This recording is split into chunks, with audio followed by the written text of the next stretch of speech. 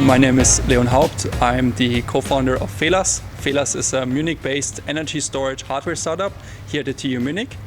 And my background is industrial engineering. In my bachelor's, I did graduate from the University of Augsburg, so close by from here.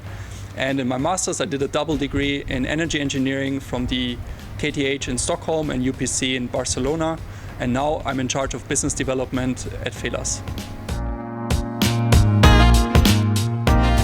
We are actually in a really interesting state of the energy transition. We made renewable energy so cheap that if you want to produce electricity worldwide, the cheapest form is solar photovoltaic and wind power. And that becomes now a major challenge as we fade out fossil-based generation, coal, gas, but also nuclear.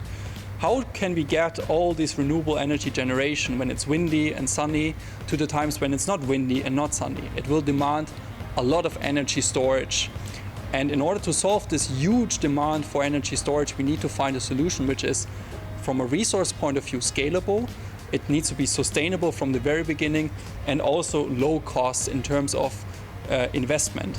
And with these kind of key requirements, we seeked out and looked into many different technologies, and we found that liquid air energy storage is a really interesting and viable solution to solve exactly these three requirements.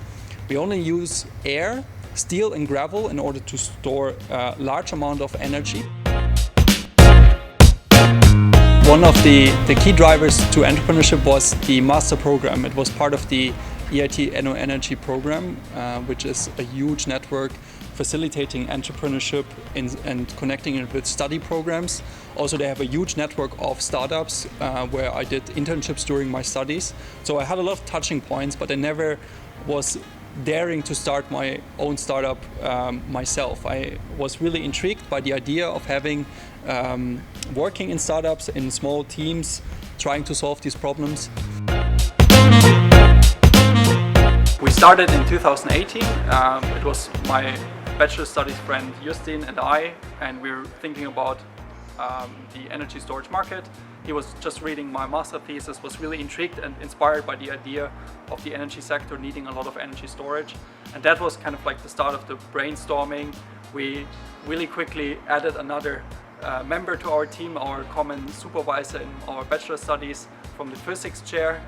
He's now has a PhD in physics. He worked also on energy storage applications, and that was kind of like the core team back then, 3 people.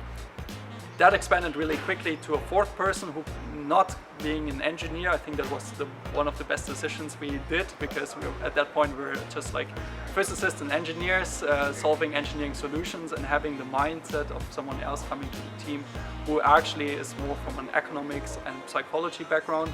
That was really fruitful because that aligned us to go more towards building a business plan.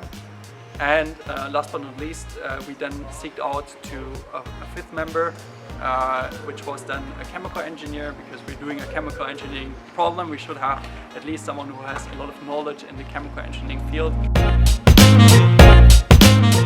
We have actually raised successfully a pre-seed round, 1.2 million euros in private funding and another $500,000 in public grants, etc., which is a huge success as an early stage startup to get that much of feedback and support. And with that money, we actually increased the team size to roughly 9-10 people, full-time equivalent, with a couple of working students, 2 full-time employees, additional to the 5 founders.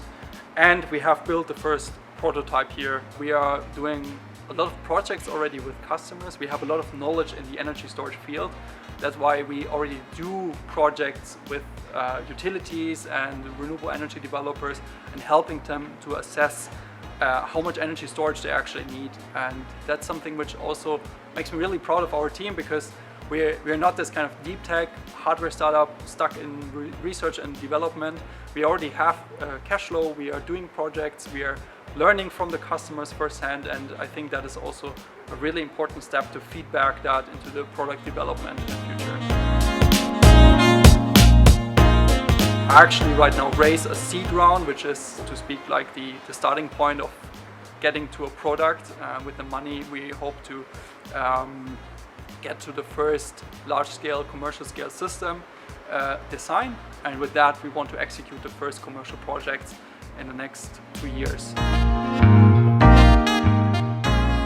Some experience I gathered was, for example, that you have a huge imposter in your saying that what you're doing has no relevance, and then the next day it says like, yes, it's the greatest thing in the world, and it kind of like goes back and forth, and you have to kind of like start dealing with these kind of voices in you who say like, okay, this is not going well, this is going, you have to kind of be resilient and a lot of endurance, and you will have a lot of hitbacks.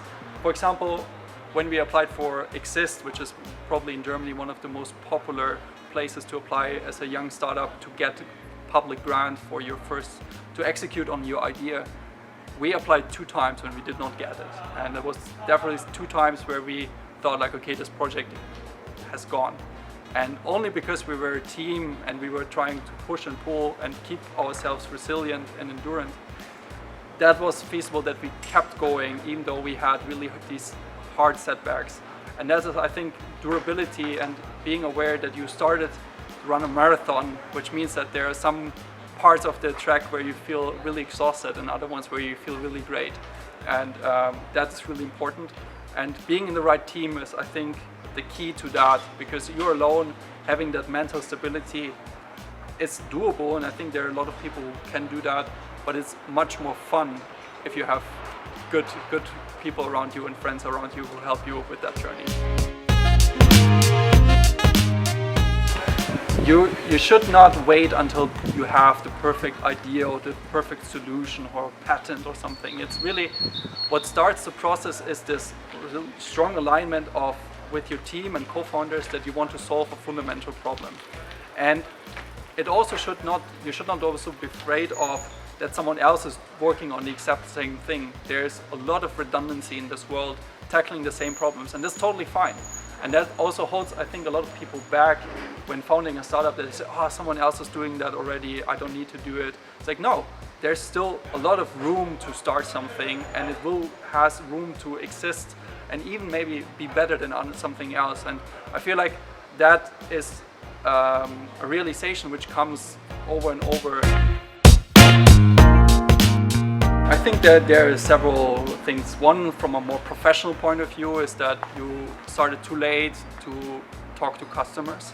That you kind of like in your hole, you engineer something and you're like, oh, this is the greatest thing in the world, and then you kind of reach out and you're hit by reality and you find out that what holds the energy sector back is completely something else than that what you believe. And we faced that problem because sometimes from academics we think about problems which are so far away from what actually is happening in society, because we are so far ahead in this thinking progress, because we are already thinking about what is the next big thing in research, and then we go to companies and see like, and then you realize, oh my god, they still have super manual processes and they're not thinking about multi-market optimization, digitalized, because they're not yet solved the first step, digitalizing their problems and processes. And all these things you kind of hit with reality if you don't talk early on with customers and try to understand where are they actually at.